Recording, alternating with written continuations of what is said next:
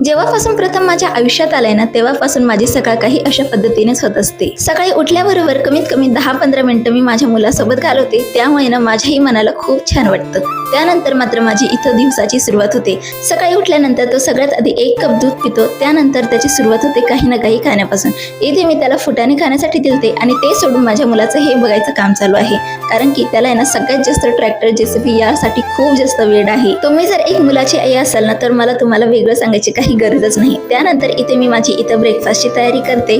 तर आज ब्रेकफास्ट मध्ये मी इथे मस्तपैकी इडली आणि सांबर बनवणार होते. तशी मला इडली खूप जास्त आवडत नाही, पण मला बरेच दिवसापासून सांबर खाण्याची इच्छा होत होती. म्हटलं चला आज इडली सांबरच बनवून घेऊया. पण त्यावेळेस मला आठवलं की माझ्याकडे सांबर बनवण्यासाठी चिंचच नाही. मग काय ChatGPTला विचारलं की चिंचेसाठी रिप्लेसमेंट काय असेल, तर त्यांनी सजेस्ट केलं की तुम्ही आमचूर पावडर किंवा कच्ची कैरी सुद्धा वापरू शकता.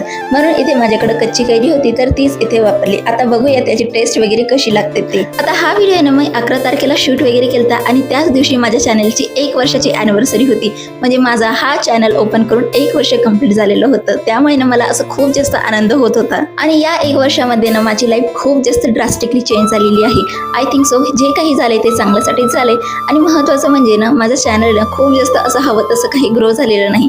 पण यावर्षी मी प्रयत्न करेल की माझं चॅनल हवं तसं ग्रो करण्याचा मी प्रयत्न नक्कीच करेल. तर इथे माझं बोलता बोलता सांबर सुद्धा बनवून तयार झालेलं होतं. आता टेस्ट केल्यानंतर कळेल की हे एक्झॅक्ट सांबर सारखं टेस्ट करते की नाही. आता इथे मी जर आंबट कैरी जर वापरली असते ना, माझं सांबर अगदी परफेक्ट झालं असतं. पण माझी जी कैरी होती ही हलकीशी गोड होती, त्यामुळे माझं सांबर हवं तसं काही परफेक्ट जमलंच नाही.